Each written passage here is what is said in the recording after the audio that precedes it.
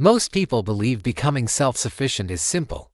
Buy more chickens, add a few ducks, get some goats, maybe even a pig.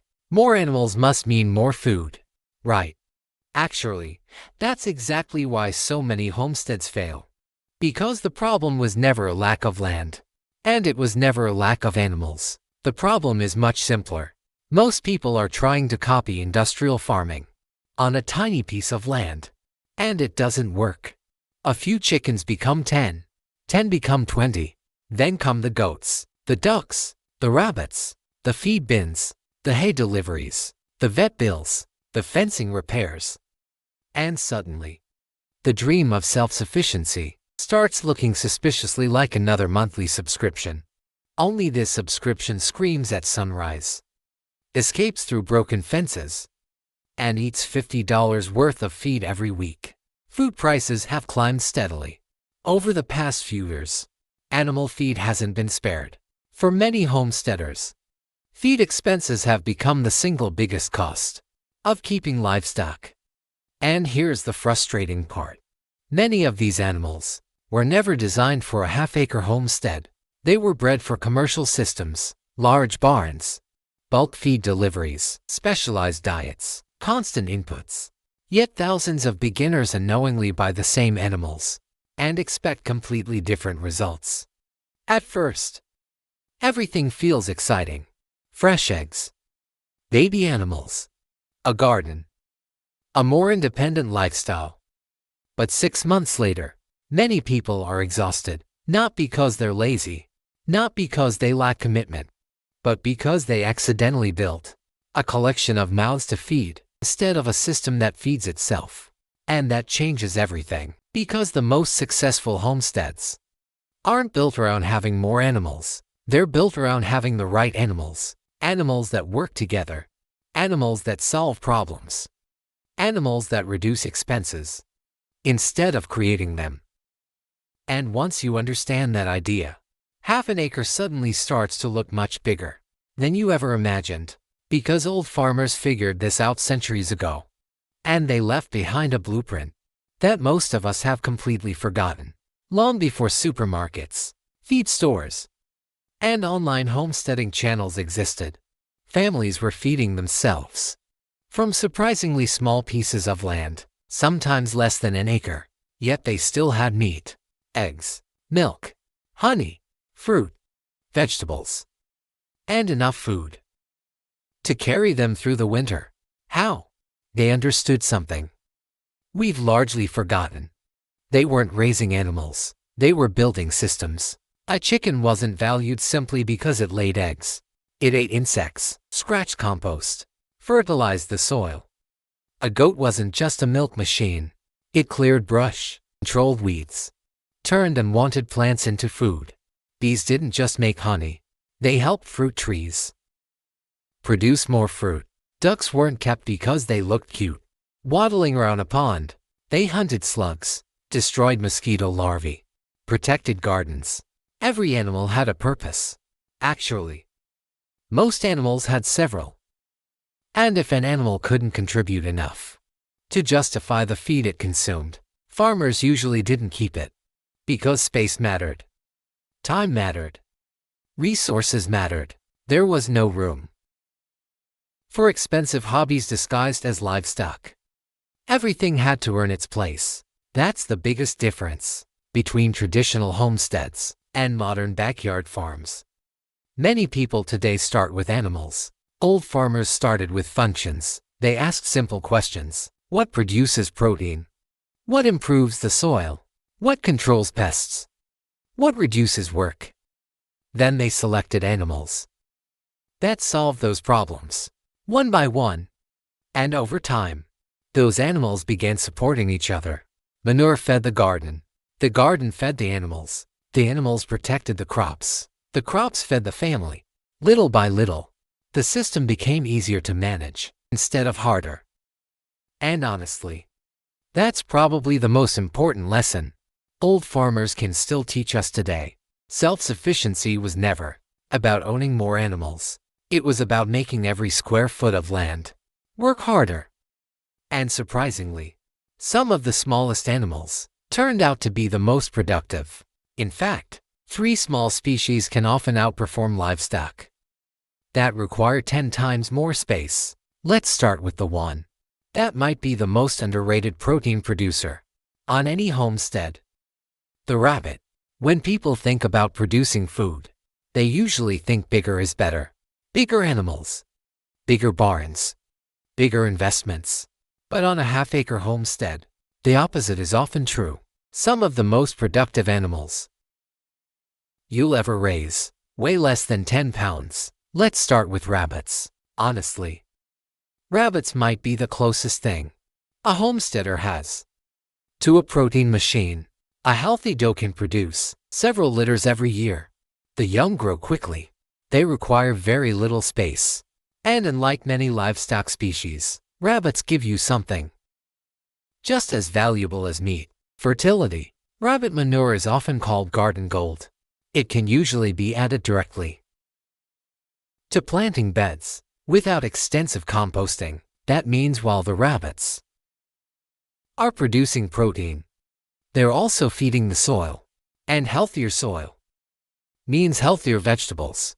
More vegetables mean more scraps. More scraps mean more food for other animals. The cycle starts getting stronger. Then come quail. And quail almost feel unfair. Most chickens take 5 or 6 months before laying their first egg. Quail, sometimes 6 weeks. That's it. 6 weeks. A bird small enough to fit in your hand can produce nearly an egg every day. Hundreds of eggs every year. And they barely take up any space. You can raise dozens of quail in an area where only a handful of chickens would comfortably live. They're quiet, efficient, easy to manage, and perfect for people who don't want a noisy flock disturbing the neighbors. But eventually, almost every homesteader wants chickens. The problem is that many people choose the wrong kind. Modern commercial chickens are incredible at laying eggs for a while. Then production slows down, feed consumption stays high, and replacing birds becomes another recurring expense. Heritage breeds tell a different story.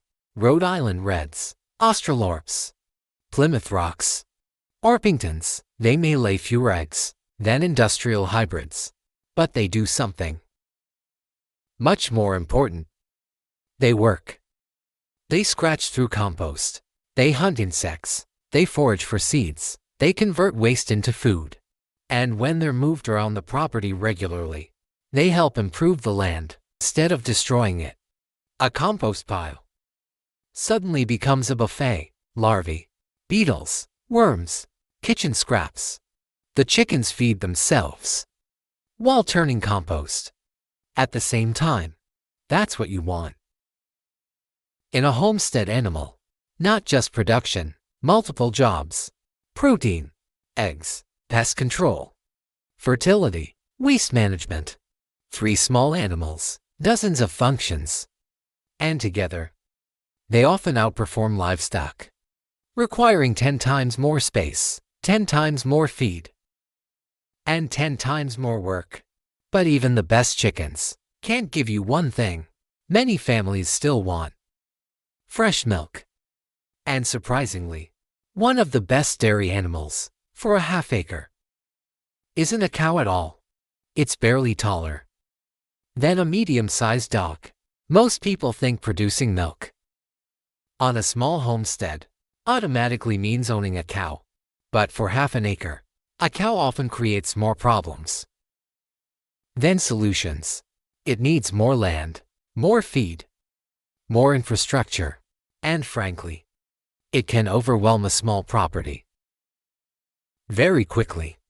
That's why many experienced homesteaders eventually fall in love with Nigerian dwarf goats, because they give you one of the most valuable foods you can produce at home: fresh milk. Without the chaos, a healthy doe can provide enough milk for drinking yogurt, cheese, ice cream, and even homemade soap. And unlike larger dairy breeds, these goats stay surprisingly small. They're friendly, curious, easy to handle, and perhaps most importantly, they don't see weeds as weeds, they see lunch. Brush along fence lines, overgrown corners, vines climbing trees, tall unwanted plants. Goats happily turn all of it into milk, instead of spending weekends mowing or clearing brush. Your goats can often do the work for free. But milk isn't the only thing a half-acre system needs. You also need protection, because producing food means nothing if insects destroy your harvest. And that's where Muscovy ducks quietly become some of the hardest working animals on the property. Unlike traditional ducks, Muscovies are surprisingly quiet. They don't spend all day quacking. They're calm, dependent, and obsessed with hunting. Slugs, grasshoppers, mosquito larvae, ticks, beetles, caterpillars. If it crawls, flies, or damages vegetables, chances are a Muscovy wants to eat it. They patrol the garden, almost like tiny security guards. And while most people pay money for pesticides, Muscovies simply ask for a safe place to sleep and a bowl of clean water. Then there are bees. And honestly, bees may be the most profitable animals on this entire list. Not because of honey, at least not at first. Honey is nice, but pollination is where the real magic happens. One healthy hive can improve production throughout the entire homestead. Fruit trees become heavier with fruit. Berry bushes produce more berries. Squash plants set more fruit. Flowers bloom longer. Vegetables become more productive. Some crops can increase yields dramatically, simply because bees are doing what bees have always done: flying, collecting nectar, and helping plants reproduce. Think about what just happened. 3 animals. One gives milk. One protects your garden. One boosts harvests. 3 species. At least for jobs: milk, pest control, pollination, land management. And that's the difference between keeping livestock and building a system. Because the best animals don't just feed you, they make everything else around them work better. But there are still a few animals that most homesteaders completely ignore. And honestly, that might be their biggest mistake, because some of the least popular animals often deliver the highest return on investment. Let's be honest, most people don't dream about raising pigeons. They don't watch YouTube videos about tilapia.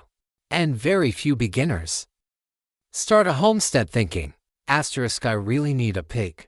But that's exactly why these animals deserve more attention.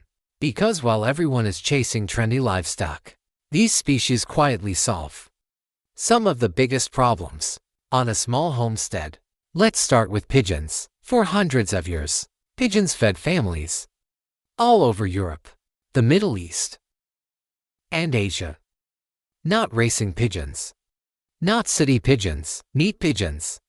They require very little space, very little maintenance, and they practically raise their own babies. The parents incubate the eggs, feed the chicks, protect the nest, and repeat the cycle over and over again. For a homesteader, that's incredibly valuable, because the less work you do, the more sustainable the system becomes. Then there are tilapia. And honestly, raising fish sounds much more complicated than it actually is. Most people imagine giant ponds and expensive filtration systems, but many homesteaders successfully raise tilapia in stock tanks, small ponds, or simple backyard aquaponic setups. Tilapia grow quickly, produce high-quality protein, and give you something almost every other livestock animal cannot: nutrient-rich water. Water that can fertilize vegetables, feed fruit trees, and support an entire aquaponic garden. Once again, waste becomes a resource. And finally, pigs, specifically heritage pigs, like the American guinea hog. Because unlike industrial breeds, these pigs aren't designed to live inside concrete buildings, eating commercial feed all day. They're foragers, explorers, recyclers. They happily eat damaged vegetables, overripe fruit, kitchen scraps, garden leftovers, even excess milk. From your goats, they turn waste into pork. They loosen compacted soil. And they help close one of the biggest loops on the homestead. Think about what these three animals actually do. Pigeons produce protein. Tilapia produce protein and fertilizer. Pigs recycle waste. None of them look particularly impressive on social media. None of them are trendy. But that's often the secret. The animals that get the fewest views online frequently provide the highest return in real life. Because a successful homestead isn't measured by how beautiful it looks. It's measured by how little money leaves the property. And unfortunately, I had to learn that lesson the hard way. Because when I started, I made almost every mistake possible. I'll be honest. When I started my homestead, I did exactly what most beginners do. I got excited. I watched videos. I made plans. And within a few months, I bought animals. A lot of animals. I had chickens, ducks, 2 large dairy goats, a decent-sized garden, a compost pile, and a head full of dreams. At first, it felt incredible. Fresh eggs every morning, baby animals running around, green plants growing in the garden. It finally felt like I was building the independent lifestyle I had imagined for years. Then reality showed up. The feed bill started growing faster than I expected. The goats escaped. Not once, not twice, constantly. And every time they escaped, they headed straight for the plants I had spent months growing. The ducks loved water, and fortunately, they also loved turning perfectly dry areas into mud. The chickens scratched everywhere, sometimes in places I wanted, sometimes in places I definitely didn't. And little by little, I realized something important. None of these animals were helping each other. I had simply collected livestock. Each species needed its own feed, its own fencing, its own routine, its own management. I wasn't building a system. I was managing multiple small problems every single day. Then came the moment that changed everything. I sat down and calculated how much I was spending. Feed, hay, minerals, fence repairs, supplies, unexpected expenses. The number shocked me. I was spending hundreds of dollars every month. And despite all that work, I wasn't producing nearly enough food to justify it. Honestly, I almost quit. Because that's exactly where many homesteaders give up. Not because they're lazy, not because they don't care, but because they're exhausted. They wake up one day and realize they've accidentally built another job. Only this job doesn't pay. It just eats. Literally. That's when I stopped asking, what animal should I buy next? And started asking a different question. What problem am I trying to solve? Need protein. Rabbits. Need eggs. Quail. Need milk. Goats. Need pest control. Ducks. Need pollination. Bees. Need waste management. Pigs. Everything suddenly became simpler. And I slowly rebuilt the homestead. Smaller flock. Fewer animals. More connections. Rabbit manure fed the garden. The garden produced surplus greens. Compost attracted insects. Chickens cleaned the compost. Bees improved harvests. The goats controlled weeds. For the first time, things started becoming easier instead of harder. Expenses went down. Production went up. And that's when I understood the 4 mistakes almost every beginner makes. First, people start everything at once. Second, They ignore connections between species. Third, they choose animals emotionally. Because they're cute. Because they're trendy. Because someone on YouTube owns them. And fourth, they underestimate feed costs. And honestly, that last mistake probably destroys more homestead dreams than anything else. Because a homestead shouldn't depend on your wallet getting bigger every year. It should depend on your system. And once I finally understood that, something changed. I stopped trying to own more animals and started trying to build a living ecosystem. And that's when half an acre stopped feeling small. It started feeling abundant. Now imagine walking outside tomorrow morning. The sun is just beginning to rise. The air is cool. Everything is quiet. And for the first time, your homestead doesn't feel like a collection of chores. It feels alive. The rabbits are already awake, chewing quietly, producing meat for the freezer, and manure that will feed next season's vegetables. Nearby, the quail have already laid a handful of eggs before you've even finished your coffee. The chickens are scratching through yesterday's compost pile, looking for worms, turning scraps into fertilizer, cleaning up while they feed themselves. Along the fence line, two Nigerian dwarf goats are happily eating brush that would otherwise need to be cut back by hand. A few Muscovy ducks wander slowly through the garden beds, inspecting every corner, searching for slugs, hunting grasshoppers, doing exactly what they were designed to do. Above them, bees move from flower to flower, working silently, helping fruit trees set more fruit, helping berry bushes become heavier, helping the entire property produce just a little bit more food than it did last year. The fish tank bubbles quietly. In the background, the tilapia continue growing. The nutrient-rich water feeds leafy greens growing nearby. Nothing is wasted. Nothing is thrown away.